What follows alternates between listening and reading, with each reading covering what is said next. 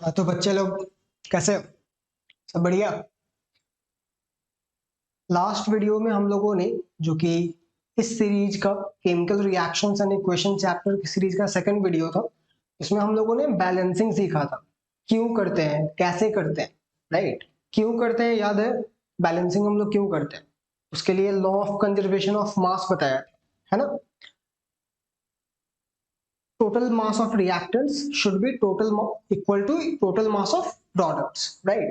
इस चीज को वैलिड प्रूफ करने के लिए कि ये चीज गलत ना हो, हमेशा एप्लीकेबल रहे, इसके लिए हम लोग रिएक्शन को बैलेंस करते थे, राइट। बैलेंसिंग हमें बहुत सारी जानकारियां देता है रिएक्शन के बारे में, जैसे with a given amount of reactants कौन सा लिमिटिंग रिएजेंट होगा, कौन सा एक्सेस रिएजेंट होगा, राइट। अगर ये सारे टर्म्स फैमिलियर नहीं लग रहे हैं, याद नहीं है, भूल गए हो, या पता ही नहीं है पहले से, ठीक है, सो आई रिक्वेस्ट कि आप लोग पहले जाकर पीछे वाले वीडियोस देख लो, ताकि ये वाला वीडियो में जो भी बताऊंगा वो अच्छे से समझ में आए। इस वीडियो में हम लोग बहुत सारे क्वेश्चंस देखने वाले हैं बैलेंसिंग के और स्टिक्योमेट्री के। स्टिक्योमेट्री क्या होता है कि हम लोग जो रिएक्शन को बैलेंस कर रहे हैं ना, कि रिएक्टेंट्स के आगे कोएफिशिएंट लगा रहे हैं, बेसिकली रिएक्शन में जो कंपाउंड्स इन्वॉल्व हैं, जो सब्सटेंसेज इन्वॉल्व हैं, उन सब्सटेंसेज का जो अमाउंट है उससे रिलेटेड स्टडी को स्टिक्योमेट्री बोलते हैं, ठीक है। स्टिक्योमेट्री का स्पेलिंग गेस करके बता सकते हो? सोचो, स्टिक्योमेट्री, STIKIOMETRY। नहीं, गलत है। Stoichiometry is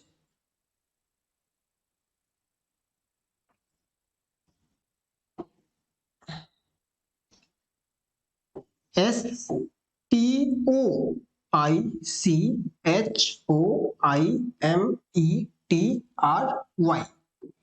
right. This is stoichiometry. इसे स्टोइचियोमेट्री नहीं पढ़ेंगे, right. This is read stoichiometry, ठीक है। स्टिक्योमेट्री क्या है? This is the study of amount of substances involve in a chemical reaction, ठीक है। कितना अमाउंट ऑफ सब्सटेंस लेना है, कौन ज्यादा होगा, कौन कम होगा, कौन लिमिटिंग होगा, कौन एक्सेस होगा, ठीक है। कितना प्रोडक्ट बनेगा, कितना रिएक्टेंट बचा हुआ रह जाएगा, बचा हुआ कौन सा रह जाएगा, लिमिटिंग या एक्सेस। नाम ही से पता चल रहा होगा, जो एक्सेस रहेगा वही बचा रह जाएगा ना, लिमिटिंग रीजन तो कंप्लीटली फिनिश हो जाता है, राइट।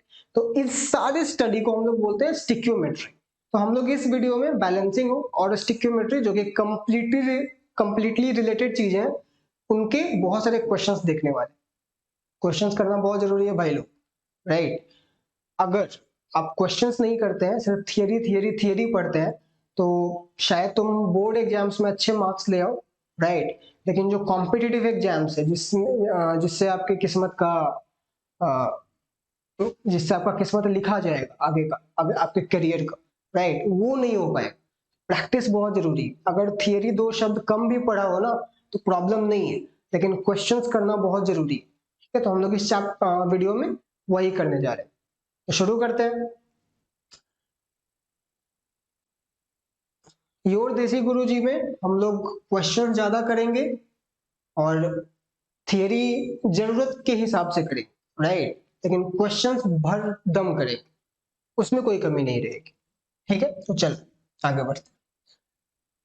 ये है आपके क्वेश्चंस। अगर आपको बैलेंसिंग याद हो कि बैलेंसिंग क्या था, कैसे करते थे, तो फटाक से सब ट्राई करो, राइट। मैं तो करके बताऊंगा ही, पर उसके पहले वीडियो पॉज करो, एक जो भी क्वेश्चंस है आपको जो भी पसंद हो, राइट, पसंद क्या हो, ऊपर से नीचे सारे क्वेश्चंस आप करते जाओ, right.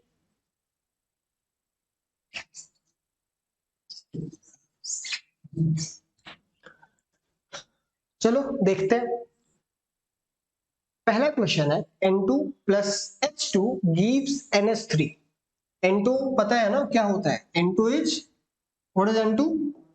This is nitrogen gas, alright, this is nitrogen gas. H2 क्या है on the other hand? This is hydrogen gas. ये सारी चीजें भी एक्सप्लेन की थी। हाइड्रोजन गैस अलग होता है, सिर्फ हाइड्रोजन अलग होता है, राइट। सिमिलरली नाइट्रोजन गैस अलग होता है, सिर्फ नाइट्रोजन अलग होता है, राइट। हम लोग यहाँ पे मॉलिक्यूल की बात कर रहे हैं, एटम की नहीं। और ये क्या है? NH3। ये दे सुना है पहले कभी? ये आपका अमोनिया है, ठीक है, one of the most famous compounds, ammonia. तो ये बता सकता है कि अमोनिया बना कैसे होगा, उसका मॉलिक्यूलर स्ट्रक्चर कैसा होगा?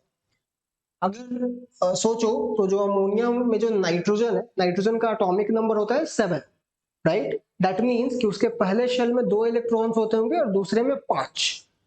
तो 5 वैलेंस इलेक्ट्रॉन्स होंगे। तो जब हम लोग मॉलिक्यूलर को स्ट्रक्चर को डॉट स्ट्रक्चर के फॉर्म में दिखाते हैं ना, तो हम लोग वैलेंस इलेक्ट्रॉन्स को डॉट्स के फॉर्म में दिखाते हैं। और ध्यान रहे, डॉट्स के फॉर्म में सिर्फ वैलेंस इलेक्ट्रॉन्स को दिखाते हैं और सारे वैलेंस इलेक्ट्रॉन्स को दिखाते हैं, चाहे उनकी जरूरत हो या ना हो। तो 5 है ना, तो हम लोग 5 दिखाएंगे, राइट? ये रहे 2 और ये 3, ठीक है। तो ऑक्टेट अचीव करने के लिए 8 वैलेंस इलेक्ट्रॉन्स होने चाहिए, इसके पास अभी है 5 ही। 3 इलेक्ट्रॉन्स और चाहिए इसे, तो वो क्या करेगा, वो 3 हाइड्रोजन एटम्स के साथ एक एक इलेक्ट्रॉन शेयर कर लेगा, राइट? और 3 कोवैलेंट बॉन्ड बना लेगा। कोवैलेंट बॉन्ड तो पता है ना, जब इलेक्ट्रॉन्स के शेयरिंग से बॉन्ड्स बने तो उसे हम लोग कोवैलेंट बॉन्ड बोलते हैं। तो ये 3 कोवैलेंट बॉन्ड बने, राइट? 5 वैलेंस इलेक्ट्रॉन्स में से 3 इलेक्ट्रॉन्स ने को नाइट्रोजन ने शेयर किया और बदले में भी 3 इलेक्ट्रॉन्स मिले। तो 5 पहले से थे, 3 मिले, 8 हो गए, ऑक्टेट अचीव्ड। हाइड्रोजन के पास तो एक ही इलेक्ट्रॉन था, उसे मिला भी एक ही, क्योंकि हर हाइड्रोजन एटम ने तो एक ही बॉन्ड बनाया है ना, एक एटम ने तो एक ही बॉन्ड बनाया है ना, राइट? तो उसके पास 2 इलेक्ट्रॉन हो गए, तो उसका भी पहला शेल जो अनफुलफिल्ड था फुलफिल्ड हो गया, तो वो भी स्टेबल हो गया। सो this is ammonia molecule NH3, right? ये सब मैं क्यों बता रहा हूँ यहाँ पर, इसीलिए कि जानना चाहिए, ठीक है? आज नहीं तो कल आपको ये चीजें पढ़ने को मिलेंगी। अभी से सुने हुए रहोगे ना, तो कम से कम जब अगली बार सुनोगे, जब पढ़ना होगा, तो वो चीजें नई नहीं लगेंगी, आपको प्रॉब्लम नहीं हो, ठीक है? So this is ammonia. तो ये आपका रिएक्शन है। थोड़ी सी एक्स्ट्रा बात और बताऊंगा कि ये जो रिएक्शन है ना, जब ये रिएक्शन फैक्ट्रीज वगैरह में होता है कमर्शियली, कौन सा रिएक्शन जिसमें नाइट्रोजन गैस हाइड्रोजन गैस से रिएक्ट करेगा और अमोनिया बनाएगा, इस रिएक्शन का एक स्पेशल नाम है, ठीक है? और वो नाम है हेबर्स प्रोसेस। क्या बोलते हैं? Haber's process. हेबर्स प्रोसेस क्या है? जब नाइट्रोजन गैस हाइड्रोजन गैस से रिएक्ट करता है तो बनाता है अमोनिया, ठीक है? तो इसका जो केमिकल प्रोसेस है, जो कि हम लोग कमर्शियली यूज करते हैं, उसको हम लोग हेबर्स प्रोसेस बोलते हैं। फ्रिज हेबर नाम के एक जर्मन साइंटिस्ट थे, राइट, जिन्होंने ये डिस्कवर किया था। हम उन्हें इसके लिए नोबेल प्राइज भी मिला था, right? So this is Haber's process. अब हमें इस रिएक्शन को बैलेंस करना है, ठीक है? ये सारी चीजें अगर नोट करना चाहो तो नोट कर लेना, ठीक है? मैं भी मिटा दूंगा, राइट? तो चलो अब इस रिएक्शन को बैलेंस करते हैं। इधर देखो, 2 नाइट्रोजन एटम है, इधर एक ही है, और इधर 2 हाइड्रोजन एटम्स है और इधर 3 है। बैलेंस तो क्लियरली नहीं है, राइट? हमें तो बैलेंस करना है। तो बैलेंस कैसे करेंगे? जब इधर 2 है और हमें उधर भी 2 चाहिए, तो हम लोग क्या कर सकते हैं, हम लोग 2 का यूज कर सकते हैं। कहां पर? यहां पर नहीं, यहां पर नहीं, बताया है ना, वहां जो सबस्क्रिप्ट में है वो नंबर ऑफ एटम्स बताएगा, जो किसी भी मॉलिक्यूल का कभी चेंज नहीं होगा, ठीक है? हम लोग यहां पर लिखेंगे। सो this is 2, this means 2 ammonia molecule, right? अब जब 2 अमोनिया हुआ तो नाइट्रोजन तो 2 हो गया, क्योंकि जब 2 मॉलिक्यूल्स हो गए तो दोनों में एक एक एटम हुए ना नाइट्रोजन के, तो 2 एटम्स हो गए, और 3 एटम हाइड्रोजन के एक मॉलिक्यूल में और दूसरे में भी 3, टोटल 6 हो गए। तो अभी इधर 2 ही मॉलिक्यूल है हाइड्रोजन का, और उधर 6 हो गया, तो हमें इधर भी 6 करना पड़ेगा। 6 कैसे करेंगे? यहाँ पर 3 लगा दें, ठीक है? तो 3 2 6, 3 मॉलिक्यूल हो गया हाइड्रोजन का, तीनों में 2 2 एटम्स है, 6 मॉलिक्यूल 6 एटम्स हो गए, राइट? और यहाँ पे वैसे 1 लिखा नहीं जाता है, बट चाहो तो लिख सकते हो, ठीक है? कोई खास फर्क नहीं पड़ता है, right? Now the reaction is balanced. अगर दोनों साइड का मास कैलकुलेट करोगे तो आपको रिएक्टेंट के साइड का और प्रोडक्ट की साइड का मास बराबर मिलेगा, indicating that law of conservation of mass is being followed. अगर नहीं विश्वास हो तो अभी वीडियो पॉज करो और मास ऐड करके देखो। नाइट्रोजन का एटॉमिक मास होता है 14U और हाइड्रोजन का एटॉमिक मास होता है 1U। ऐड कर दो, मॉलिक्यूल्स का मास निकालो और दोनों साइड चेक करो बैलेंसिंग के बाद, ठीक है? बराबर ही मिलेगा। Next, second one, This, my friend, KClO3 is potassium chlorate, right? This is potassium chloride and this is oxygen gas. Potassium chloride कैसा कंपाउंड है, आयोनिक या कोवैलेंट? गैस या आता है तो कमेंट। कैसा कंपाउंड है? Potassium chloride. Potassium is a metal, one of the most reactive metals in fact, and chlorine is a non-metal. metals are electropositive, उनके पास इलेक्ट्रॉन डोनेट करने की टेंडेंसी होती है, and non metals are electronegative. तो जब एक metal और non metal के बीच में बॉन्ड बनता है तो आयोनिक बॉन्ड होता है। क्यों? क्योंकि उसमें इलेक्ट्रॉन का ट्रांसफर होता है। अमोनिया में जो देखा था उसमें इलेक्ट्रॉन का ट्रांसफर नहीं हुआ था, राइट? उसमें इलेक्ट्रॉन शेयर हुए थे। इसमें इलेक्ट्रॉन पोटेशियम के पास से निकल कर क्लोरीन के पास जा रहा है। तो ये जो बॉन्ड है ये आयोनिक बॉन्ड या इलेक्ट्रोवैलेंट बॉन्ड है, ठीक है? और सिंस इसके पास एक मेटल एटम है और एक नॉन मेटल एटम है, इनको हम लोग सॉल्ट्स भी बोलते हैं। Potassium chloride is a salt, ठीक है? और ये है ऑक्सीजन गैस। तो ये देखो क्या हो रहा है, देखो पहले रिएक्शन में क्या था कि दो सब्सटेंसेस जुड़ रहे थे और एक सब्सटेंस बन रहा था। तो ऐसे रिएक्शन के लिए एक टर्म बताया था, याद करो, क्या था? Combination reaction. This is a combination reaction. इसमें रिएक्टेंट्स कंबाइन कर रहे हैं और प्रोडक्ट बन रहा है। इसमें देखो एक ही रिएक्टेंट है और वो दो प्रोडक्ट्स बना रहा है, दैट मीन्स कि वो टूट गया है। तो ऐसे रिएक्शन को हम लोग बोलते हैं डीकम्पोजिशन रिएक्शन। बता रही है समझ में? जो पहला वाला है ये, this is an example of combination reaction, क्योंकि इसमें रिएक्टेंट्स कंबाइन कर रहे हैं, जुड़ रहे हैं। जबकि दूसरा वाला जो है ये है decomposition reaction, right? This is decomposition reaction. ये रिएक्शन ही लिखने का तरीका है, कंफ्यूज मत होना, right? So this is a decomposition reaction जिसमें पोटेशियम क्लोरेट टूटकर डीकम्पोज होकर पोटेशियम क्लोराइड का और ऑक्सीजन का मॉलिक्यूल बना रहा है। Let's balance. हमें क्या दिख रहा है? इधर एक पोटेशियम एटम है, इधर भी एक एटम है, बैलेंस्ड। इधर एक क्लोरीन एटम है और इधर एक क्लोरीन एटम है, अगेन बैलेंस्ड। इधर तीन ऑक्सीजन एटम्स हैं और इधर दो ऑक्सीजन एटम है, नॉट बैलेंस्ड। तो क्या करेंगे? अब इधर तीन है, हमें इधर भी तीन करना है, राइट? तो हम यहाँ पर 3/2 लिख सकते हैं, राइट? बट हमें फ्रैक्शंस, मतलब हमें कोशिश करनी चाहिए ना कि हम लोग फ्रैक्शंस यूज ना करें, रादर होल नंबर्स यूज करें, ठीक है? क्योंकि अब 3/2 O2 का मतलब क्या होगा? 1.5 O2, 1.5 मॉलिक्यूल। एक मॉलिक्यूल होगा और एक आधा मॉलिक्यूल होगा? नहीं ना, मॉलिक्यूल होगा तो होगा, पूरा होगा, नहीं तो नहीं होगा, ठीक है? तो बेहतर है कि हम लोग होल नंबर्स यूज करें। ऐसा नहीं है कि वो गलत हो जाएगा, क्योंकि मैथमेटिकली तो सही रहेगा, right? But let's try use whole number. तो हम लोग क्या कर सकते हैं, अगर इधर 3 है, अगर मैं इसको भी उस नंबर में कन्वर्ट कर दूं जो जिसमें इधर भी कन्वर्ट किया जा सके, तो कितना बढ़िया रहेगा।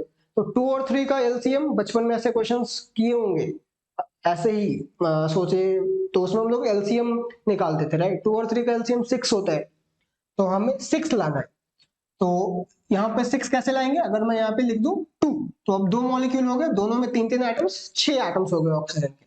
और इधर हो गया 3 तीन मॉलिक्यूल हुए, तीनों में दो दो atom, total 6 atoms. Now the oxygen is balanced, but just when oxygen is balanced, अब क्या हुआ कि साथ में दो पोटेशियम और दो क्लोरीन के भी तो एटम्स हो गए, तो हम इधर भी वही चाहिए, तो हम लोग यहाँ पर भी लगा देंगे 2। अब इधर भी दो पोटेशियम और दो क्लोरीन के एटम्स है, तो वो भी बैलेंस्ड है, राइट? ध्यान रखो कि एक मॉलिक्यूल में जितने भी एटम्स है, तो जैसे ही कोएफिशिएंट लगाओगे, कोएफिशिएंट यानी ये वाला नंबर, सारे एटम्स का नंबर चेंज कर जाएगा ना, क्योंकि तुम नंबर ऑफ मॉलिक्यूल्स ही बढ़ा दे रहे हो, राइट? तो सब में तो number of atoms add up हो जाएंगे, ठीक है? तो सिर्फ एक को कर कर छोड़ नहीं देना है, सब पर ध्यान देना है, राइट? ठीक है, I hope there is no problem. Question number 3, NaCl, sodium chloride, known as common salt. जो नमक हम लोग नॉर्मली खाते हैं सब्जी में, शिकंजी में, जहां भी, जैसे भी, ठीक है? That is NaCl, right? This is F2, fluorine gas, right?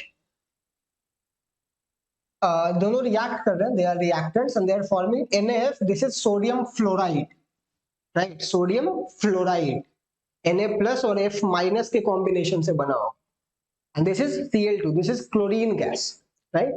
देखो fluorine is the most electronegative element। अगर periodic table याद हो तो उसमें जो फ्लोरीन का ग्रुप होता है, फ्लोरीन, क्लोरीन, ब्रोमीन, आयोडीन, कल लास्ट वीडियो में बताया था, जो लास्ट ग्रुप होता है 18th ग्रुप, वो किनका होता है?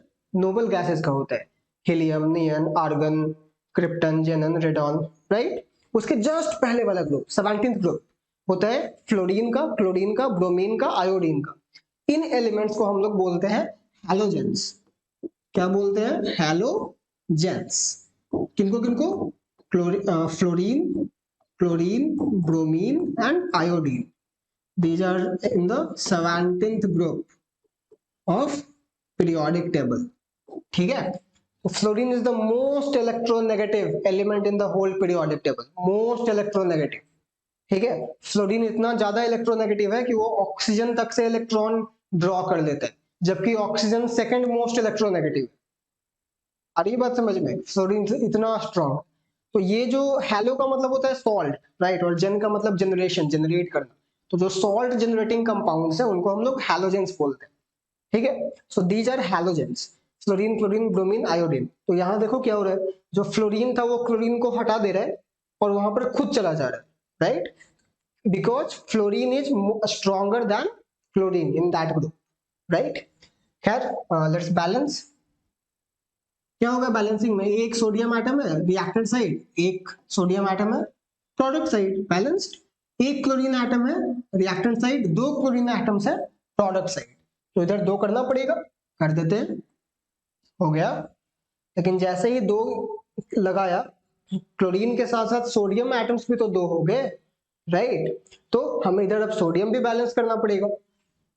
अब देखो अब क्या हुआ, देखो जादू, जैसे ही दो लगाया, सोडियम दो हुआ पर साथ में फ्लोरीन भी तो दो हो गया, वही तो हमें चाहिए था, राइट। तो ये अपने आप हो गया, राइट। बैलेंसिंग की सबसे अच्छी बात कि अगर तुम सही डायरेक्शन में हो, अगर तुम सही नंबर्स पुट करते जा रहे हो, तो वो अपने आप बैलेंस हो जाएगा, तुम्हें हर चीज को करने की जरूरत नहीं पड़ेगी।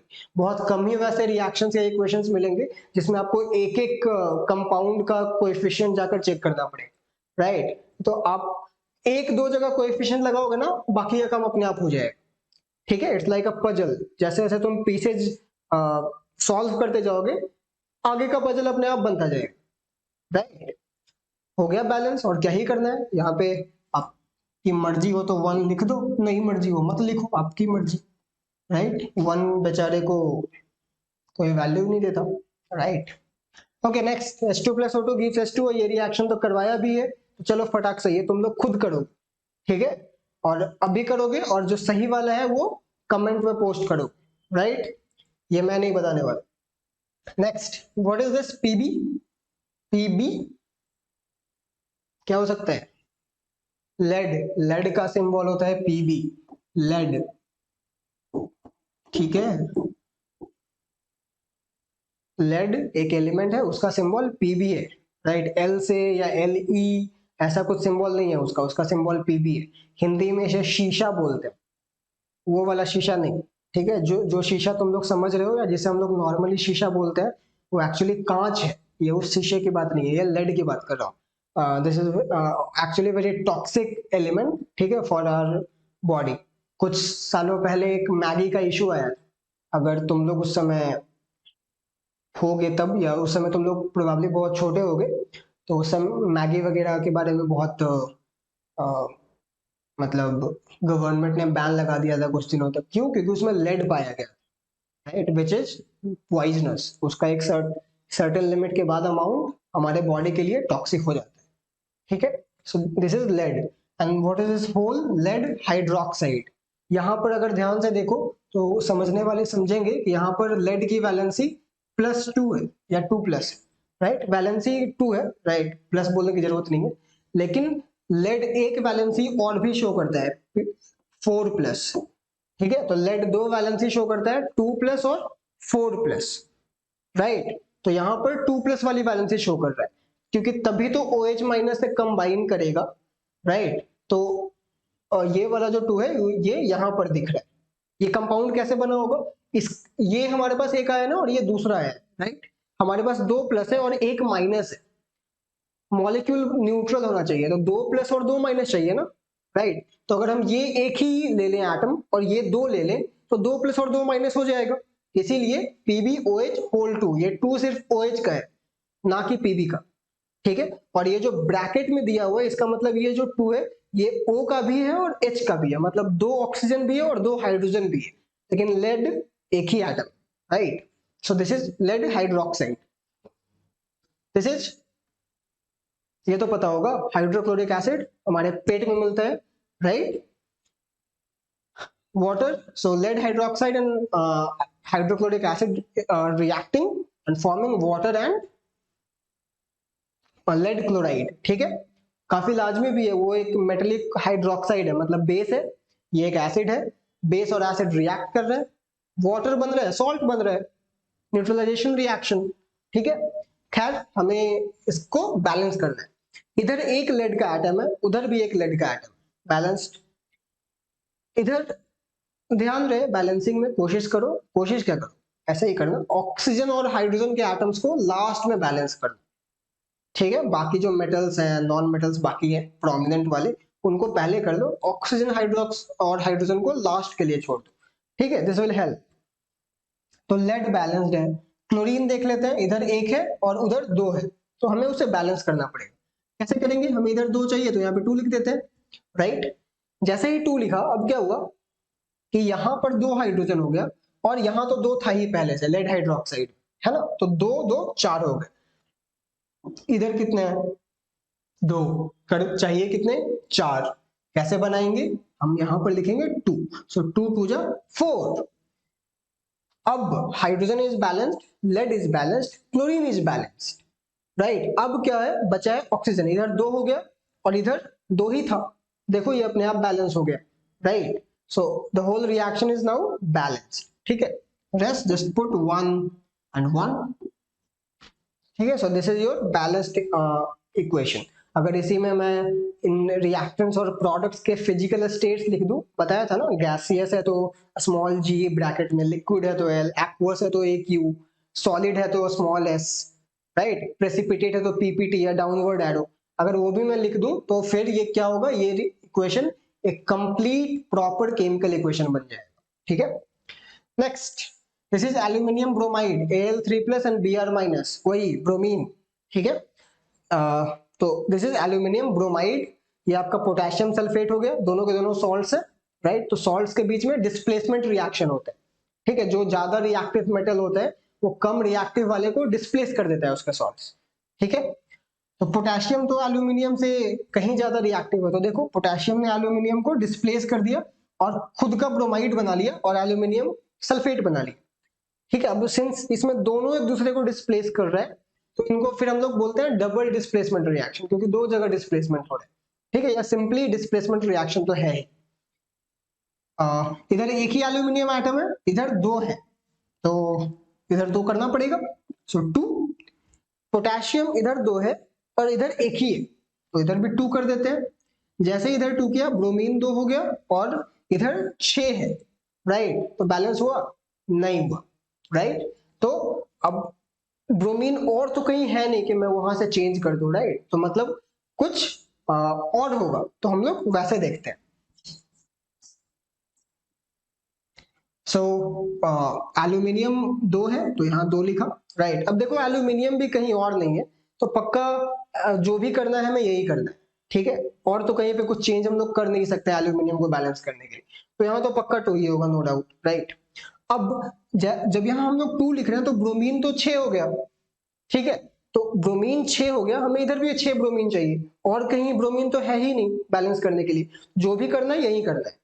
तो अब यहाँ पर हम लोग लिख रहे हैं 6, क्योंकि एक मॉलिक्यूल में तो एक ही एटम है, तो 6 एटम्स के लिए 6 मॉलिक्यूल चाहिए होंगे, राइट। अब पोटेशियम 6 हो गया, ठीक है, और इधर 2 ही है, तो हम लोग यहाँ पे लिखेंगे 3। अब 6 पोटेशियम एटम्स हो गए, इसीलिए ना 1 by 1 जो हम लोगों ने पहले एल्यूमिनियम को बैलेंस किया, फिर देखा ब्रोमीन कनेक्टेड है उसे, तो ब्रोमीन को किया। अब ब्रोमीन से पोटेशियम कनेक्टेड है तो पोटेशियम को किया। अब पोटेशियम से सल्फेट कनेक्टेड है तो हम लोग सल्फेट को करेंगे। तो जब यहाँ पर 3 लिखा तो सल्फेट कितने हो गए, 3। मैं पूरे सल्फेट आयन की बात कर रहा हूँ, ठीक है। तो 3 सल्फेट आयन हो गए, और इधर कितने सल्फेट आयन है, 3। ये ब्रैकेट में है ना पूरा सल्फेट आयन, तो इधर भी 3, इधर भी 3। अगर इंडिविजुअली एटम्स को चेक करो तो वो भी कर लेते हैं। तीन सल्फर एटम्स हो गए, क्योंकि तीन और सल्फर एटम एक ही है। इधर कितने हैं, इधर भी तीन सल्फर एटम्स है। बोला ना ब्रैकेट के अंदर जो भी है ये उन सब पर एप्लीकेबल है। सो 3 1 जा 3। ऑक्सीजन कितना हो गया, 3 4 जा 12। इधर कितने, 3 4 जा 12, balanced, right? So the reaction is completely properly balanced. Next, what is this? CH4, one of the most mischievous greenhouse gases. What is this? CH4. This is methane. What is this? This is methane. ठीक है, ये जो meth term है ना, METH, meth, ये एक carbon atom को बताता है। मॉलिक्यूल में एक कार्बन एटम है, इसीलिए नाम मेथेन है, मेथ, राइट? जैसे मिथाइल अल्कोहल, तो उसमें एक कार्बन एटम होता है, इसीलिए मिथाइल बोलते हैं। मेथेनोइक एसिड, उसमें भी एक कार्बन एटम होता है, इसलिए मेथेनोइक एसिड बोल रहे हैं। ठीक है, तो meth means one carbon atom, eth means होता है दो कार्बन एटम, प्रॉप मीन्स तीन, and so on. We will study this in the chapter of organic chemistry, right? So this is methane, this is oxygen, this is carbon dioxide and this is water. ध्यान रहे, जब भी carbon और hydrogen का बना हुआ molecule, कोई भी हाइड्रोकार्बन जैसे कि मीथेन या कोई भी ऑक्सीजन से रिएक्ट करता है, यानी कि कंबशन होता है उसका या ऑक्सीडेशन होता है, तो दो ही प्रोडक्ट्स बनते हैं, कार्बन डाइऑक्साइड और वाटर। हमेशा जब भी ऐसा कोई क्वेश्चन मिले, एकदम आंख बंद करके बिना सोचे समझे प्रोडक्ट दो ही चुनेंगे, कार्बन डाइऑक्साइड एंड वाटर। अगर रिएक्टेंट में ऑक्सीजन के साथ एक हाइड्रोकार्बन रिएक्ट कर रहे हैं, ठीक है? सो दिस इज मीथेन, एक कार्बन एटम है, इधर भी एक कार्बन एटम है, बैलेंस्ड। हाइड्रोजन एटम्स चार है, इधर दो ही है, चार कर देते हैं, लो कर दिया, 2 2 जा 4। ऑक्सीजन एटम कितने हो गए, इधर दो और दो यहाँ पर, 2 1 जा 2, तो 2 2 4, तो ये इधर दो ही है तो इधर चार कर देते हैं, हो गया चार, बैलेंस्ड हो गया, राइट? यहाँ पे 1 and 1, right? ध्यान रहे कि जो जब तुम्हें कोई कंपाउंड इक्वेशन में अकेला मिल जाए ना, मतलब होमोटॉमिक टाइप का, जैसे इस केस में ऑक्सीजन है, इसमें सिर्फ ऑक्सीजन के ही एटम्स है, तो इसको लास्ट में करना। क्यों पता है? क्योंकि यहां पर तुम कोएफिशिएंट डाल के तुम ऑक्सीजन का, तुम जो भी कोएफिशिएंट डालोगे उससे सिर्फ ऑक्सीजन का ही नंबर चेंज होगा।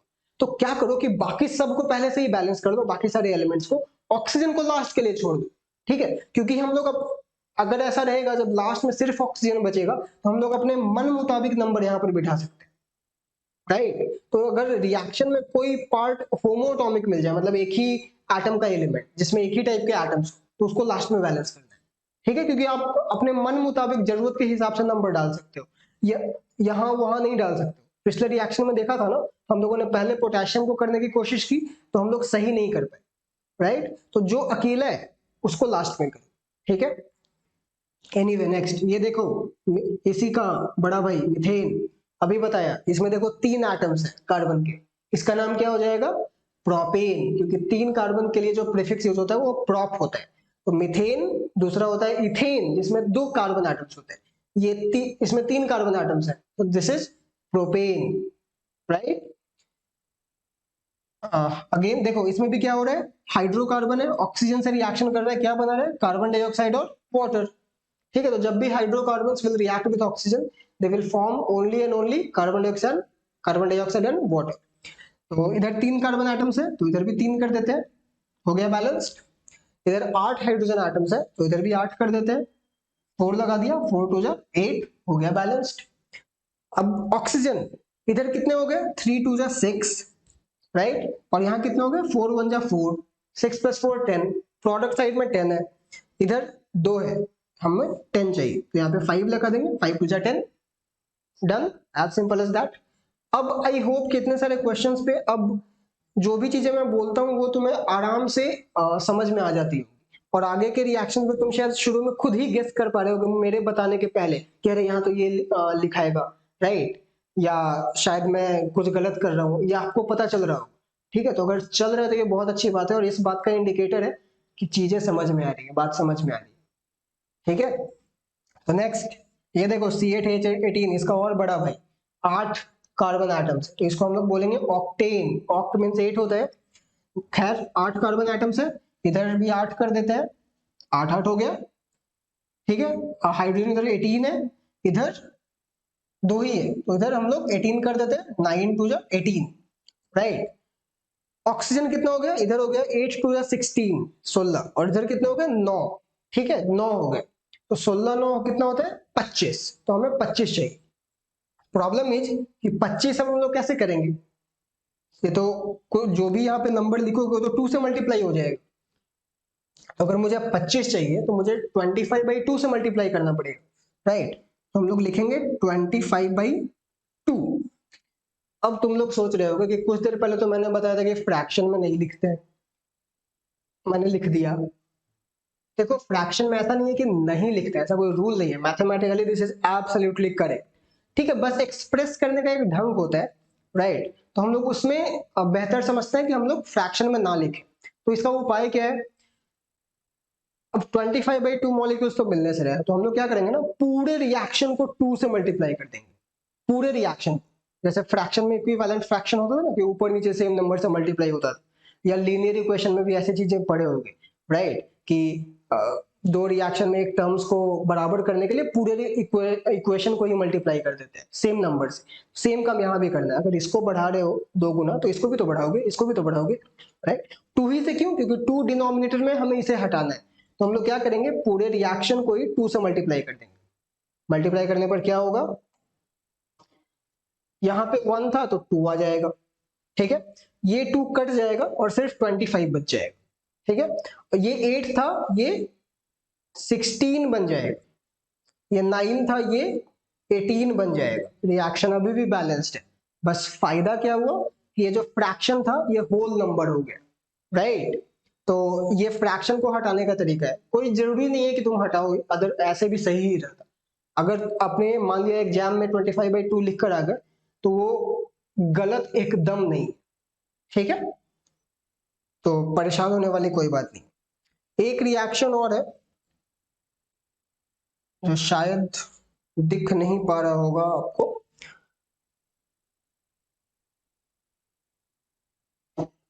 अभी तो दिख रहा है, FeCl3 ferric chloride, ferric not ferrous, FeCl3 है, Fe3+ आयन होगा इसमें, तो फेरिक, Fe2+ होता तब फेरस होता, so ferric chloride reacts with sodium hydroxide,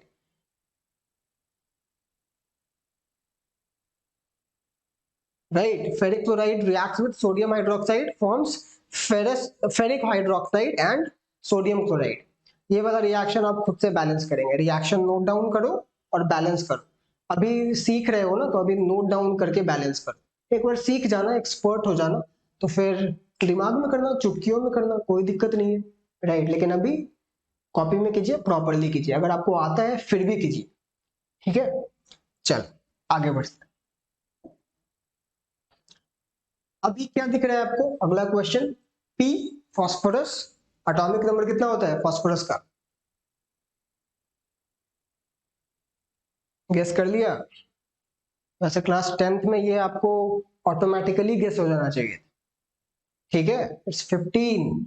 हमेशा 3 याद रखो, सिलिकॉन फास्फोरस सल्फर, ये तीनों साथ में रहते हैं, 14 15 16, 14 15 16, ठीक है, सिलिकॉन का 14, फास्फोरस का 15, सल्फर का 16, इन इस तिगड़ी को, इस ट्रिपलेट को याद रखेंगे, ठीक है। So phosphorus is reacting with oxygen and forming P2O5, ठीक है। P2O5 is also a dehydrating agent, ठीक है, ये एक ऐसा मटेरियल है जो कि चीजों से वाटर निकाल देता है, डिहाइड्रेटिंग एजेंट, ठीक है। तो जब किसी चीज को सुखाना हो तो हम लोग उसे इससे पास करवाते हैं, राइट। एनीवे बैलेंस कर लेते हैं जल्दी से, इधर एक फास्फोरस है और हमें चाहिए कितना,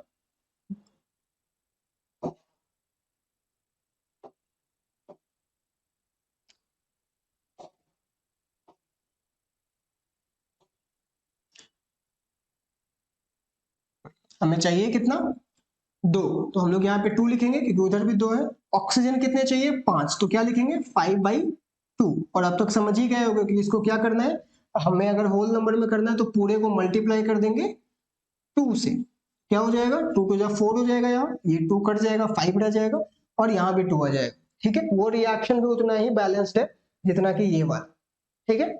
next, sodium plus water give sodium hydroxide plus hydrogen gas, right, obviously. Sodium एक है, इधर भी एक है, बैलेंस्ड है। हाइड्रोजन देखो, इधर दो है, इधर एक है, और दो यहाँ है, तीन है, बैलेंस्ड नहीं है। और ऑक्सीजन बैलेंस्ड है, इधर भी एक है, उधर भी एक। तो कैसे किया जाए? देखो क्या बताया था कि जो चीज अकेले रहे, जो एक टाइप का एलिमेंट का मॉलिक्यूल रहे, उसको लास्ट में करना है। तो H2 देखो वैसा ही है, इसको लास्ट में करेंगे। सोडियम बैलेंस्ड है, ऑक्सीजन भी बैलेंस्ड है, तो खैर हमें करना भी सिर्फ हाइड्रोजन को ही है, तो उसी को डील करते हैं। कैसे करेंगे? इधर तीन है और इधर दो है, तो हम लोग तीन दो को कैसे सॉल्व करते थे? हम लोग यहाँ पे लिख देंगे 3, 3 2 6 हो गया। अब उधर भी हमें चाहिए 6, राइट? वो कैसे करेंगे? अब जब इधर 3 लिखा तो ऑक्सीजन भी तो 3 हो गया, तो यहाँ पे आपको 3 करना पड़ेगा, क्योंकि ऑक्सीजन और कहीं है ही नहीं प्रोडक्ट साइड में। अब जैसे ये किया, कितने हाइड्रोजन हो गए? 3 हाइड्रोजन यहाँ पर, और 3 हो गए, और यहाँ पे 2, 5। अगर मुझे चाहिए तो 6 ना, तो 3 यहाँ है, मुझे यहाँ भी 3 चाहिए, तो यहाँ लिख देंगे 3/2। और 3 सोडियम एटम उधर है, तो इधर भी लिख देंगे 3। ठीक है, now the reaction is balanced. Balanced, ठीक है। सब में कुछ कॉमन दिख रहा है? 3 कॉमन निकाल लो, और देखो जाते, अगर हम लोग 3 कॉमन निकाल लेते हैं तो क्या बचेगा? यहाँ जैसे पूरे रिएक्शन से मल्टीप्लाई किया था, वैसे ही डिवाइड कर दो। यहाँ पे आ जाएगा 1 जो कि पहले से था, यहाँ पे भी आ जाएगा 1 जो कि पहले से था, यहाँ पे आ जाएगा 1, और यहाँ आ जाएगा 1/2। ठीक है, अब क्या हुआ? 1/2 को हटाना चाहो तो हटा भी सकते हो, उसके लिए क्या करेंगे? पूरे को 2 से मल्टीप्लाई कर देंगे। अगर हम पूरे को 2 से मल्टीप्लाई कर दे तो हमें क्या मिल जाएगा? ये 2 यहां मल्टीप्लाई होगा, बन जाएगा 2Na। 2 वहां मल्टीप्लाई होगा, बन जाएगा 2H2O। 2 वहां मल्टीप्लाई होगा, बन जाएगा 2NaOH। और 2 यहां मल्टीप्लाई होगा, 2 2 कट जाएगा, बन जाएगा, सॉरी,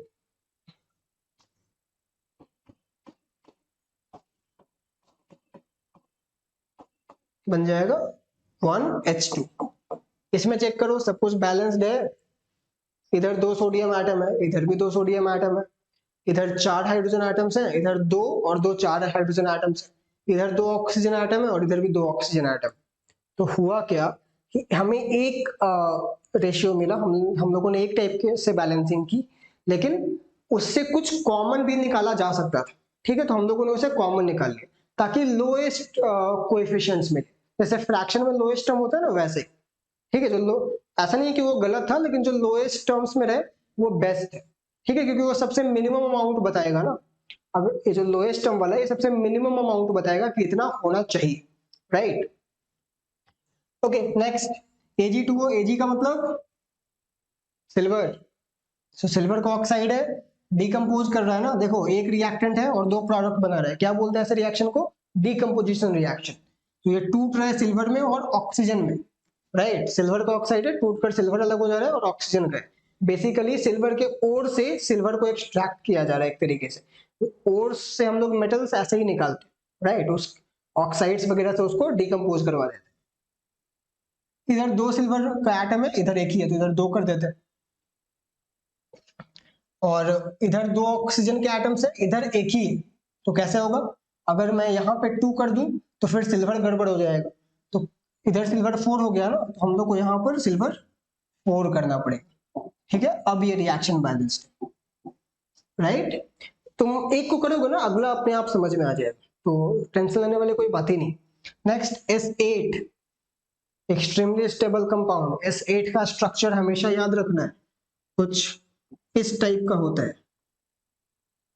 ठीक है, इसे हम लोग क्राउन शेप बोलते हैं। इसमें से जो सारे कॉर्नर्स आपको दिख रहे हैं, हर कॉर्नर पे एक सल्फर एटम।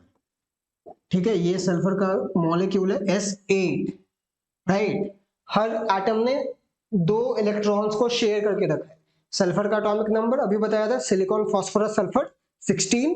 तो 16 मतलब पहले शेल में 2 इलेक्ट्रॉन्स होंगे, दूसरे में 8 होंगे, और तीसरे में 6 इलेक्ट्रॉन्स होंगे।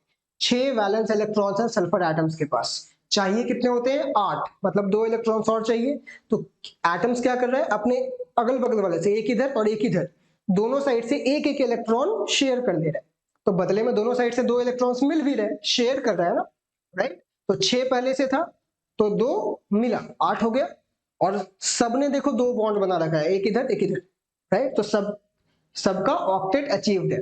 S8 का स्ट्रक्चर है, इसको क्राउन शेपेड स्ट्रक्चर बोलते हैं, कभी मत भूलना, extremely important for questions, right. S8 oxygen से रिएक्ट कर रहा है, बना रहा है सल्फर ट्राइऑक्साइड, राइट। अब इधर 8 सल्फर है, इधर एक ही है, 8 कर देते हैं, हो गया 8। ऑक्सीजन कितना हो गया, 8 3 जा 24, इधर 2 ही है, क्या करेंगे यहाँ पे 12 लिख देंगे, 12 2 जा 24 हो गया, यहाँ पे 1 balanced. Next, carbon dioxide plus water forms glucose and oxygen, कौन सा रिएक्शन है, फोटोसिंथेसिस रिएक्शन। ये तो इसका बैलेंसिंग तो आपको शायद याद भी होगा अगर आपने फोटोसिंथेसिस ढंग से पढ़ा है, तो इसमें कुछ करना ही नहीं है। देखो मैं एक बार में बोलूंगा, यहाँ 6, यहाँ 6, यहाँ 1 और यहाँ 6, चाहो तो चेक कर लो, ठीक है, चेक कर लो, right. Next, potassium plus magnesium bromide forms potassium bromide plus magnesium. Potassium देखो मैग्नीशियम को डिस्प्लेस कर दे रहे, राइट। तो इसमें तो इधर एक पोटेशियम एटम है, इधर भी एक ही है, एक मैग्नीशियम एटम है, इधर भी एक ही है, इधर एक ब्रोमीन एटम है, इधर भी एक ही है, तो ऑलरेडी बैलेंस्ड है, इसमें कुछ करने की जरूरत ही नहीं है, राइट। एक मॉलिक्यूल पोटेशियम का रिएक्ट करेगा एक मैग्नीशियम ब्रोमाइड से, और एक बनाएगा पोटेशियम ब्रोमाइड और एक मिलेगा मैग्नीशियम एटम, हो गया, ठीक है, इसमें तो कुछ करना ही नहीं था, right. Next, hydrogen chloride is reacting with calcium carbonate, forming calcium chloride, water and CO2, carbon dioxide. इसमें बैलेंस करते हैं तो कैसे होगा, एक कैल्शियम एटम है, इधर भी एक कैल्शियम एटम है, बैलेंस्ड है। क्लोरीन देखो, इधर 2 क्लोरीन है और इधर एक ही है, तो यहाँ पे लिख देंगे 2, और कहीं पर क्लोरीन है ही नहीं, जो भी करना है यहीं पे करना होगा। 2 हो गया, calcium is balanced, chlorine is balanced. अब देखते हैं हाइड्रोजन और ऑक्सीजन। हाइड्रोजन इधर कितना हो गया, 2, इधर कितना है, 2 है, तो बैलेंस्ड है। ऑक्सीजन कितने हैं, इधर 3 है, राइट, 3 है ना, CaCO3 कैल्शियम कार्बोनेट, मार्बल का ही फॉर्मूला है, मार्बल समझते हो ना, ये वही है कैल्शियम कार्बोनेट, मार्बल, राइट, जिसका ताजमहल बना हुआ है, संगमरमर, दिस इज संगमरमर कैल्शियम कार्बोनेट, राइट। तो 3 ऑक्सीजन एटम्स इधर है, इधर देखो कितने हैं, 1 और 2 3, बैलेंस्ड, कुछ करना ही नहीं है अब, राइट। देखो एक किया, पूरा रिएक्शन बैलेंस हो गया, ठीक है। Next, what is this, this is nitric acid. What is this, sodium hydrogen carbonate या बाइकार्बोनेट। ये कार्बोनेट था, इसमें अनायन के रूप में CO3 2- आयन प्रेजेंट था, तो वो कार्बोनेट था। इसमें अनायन के रूप में HCO3- प्रेजेंट है, तो ये बाइकार्बोनेट आयन है या हाइड्रोजन कार्बोनेट आयन है, तो ये सोडियम बाइकार्बोनेट। क्या बना रहा है, सोडियम नाइट्रेट, वाटर और कार्बन डाइऑक्साइड, ठीक है। उसके अगले रिएक्शन में वाटर और ऑक्सीजन रिएक्ट कर रहा है, ये क्या बन रहा है, इसका नाम मैंने लास्ट वीडियो में बताया है, सोचो सोचो, what is this, H2O2, this is called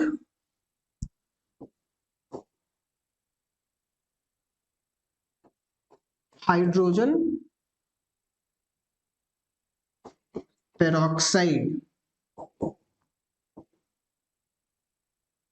ठीक है। तो वाटर और ऑक्सीजन रिएक्ट कर रहे हैं और क्या बना रहे हैं, हाइड्रोजन पेरोक्साइड। और लास्ट क्वेश्चन क्या है इसमें, sodium bromide is reacting with calcium fluoride,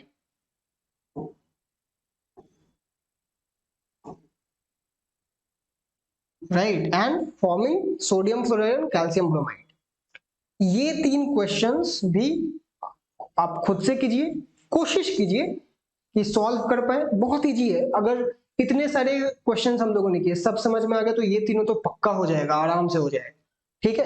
and trust me, अगर ये तीनों तुम खुद से बिना किसी मदद के कर पाए, समझ लेना कि ये इस कॉन्सेप्ट पे अब तुम्हें दिक्कत नहीं होने वाली, राइट। कम से कम क्लास 10th तक तो कोई दिक्कत नहीं होगी, एकदम धुआं उड़ा दोगे जब भी क्वेश्चन आएंगे, ठीक है। ज्यादा से ज्यादा प्रैक्टिस कीजिए, राइट। 20 क्वेश्चंस तो मैंने करवाया है ना, आप 200 क्वेश्चंस कर दो, जहां से भी, जहां जो भी क्वेश्चन मिले दोस्तों के साथ शेयर करो।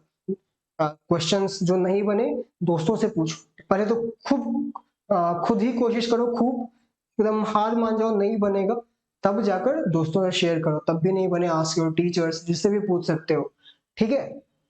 अगर कहीं से कोई इंतजाम नहीं हो पा रहा है, just put in the comments, right, we will revert to you back, ठीक है। तो हम लोगों ने 20 क्वेश्चंस देखे हैं बैलेंसिंग के।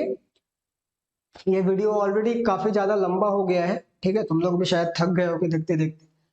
तो हम लोग जो स्टिक्योमेट्री के क्वेश्चन थे, जो limiting reagent access reagent type के क्वेश्चन थे, उसके लिए मैं एक अलग वीडियो बना दूंगा, ठीक है। इस वीडियो में सिर्फ बैलेंसिंग रहा, राइट। आई होप कि एक एक चीज समझ में आ गई हो आपको, कोई दिक्कत नहीं है आगे से बैलेंसिंग में। हमेशा रिएक्शन या इक्वेशन जब भी लिखो बैलेंस करके लिखो, because unbalanced equation is as much as a wrong equation, ठीक है, वो सही इक्वेशन है ही नहीं, ठीक है ना। तो जब भी इक्वेशन लिखो बैलेंस करके लिखा करो। इस बात को एकदम हैबिट बना लो कि अगर मुझे रिएक्शन लिखना है, कोई भी रिएक्शन, एग्जांपल ही दे रहे, अगर क्वेश्चन नहीं भी बोल रहा है ना तब भी मैं बैलेंस कर दूंगा, make it a habit, right. वही सही तरीका है, ठीक है। तो चलो इस वीडियो को हम लोग यहीं पे रोकते हैं, ठीक है। अच्छे से पढ़ाई करो, मस्त रहो, ठीक है, प्रैक्टिस करते रहो जम के, ठीक है। तो चलो मिलते हैं अगले वीडियो में, ठीक है। थैंक्स अ लॉट कि आपने इतना समय दिया, राइट। ऐसे ही समय देते रहिए पढ़ाई पे और तरक्की करते रहिए। Bye bye.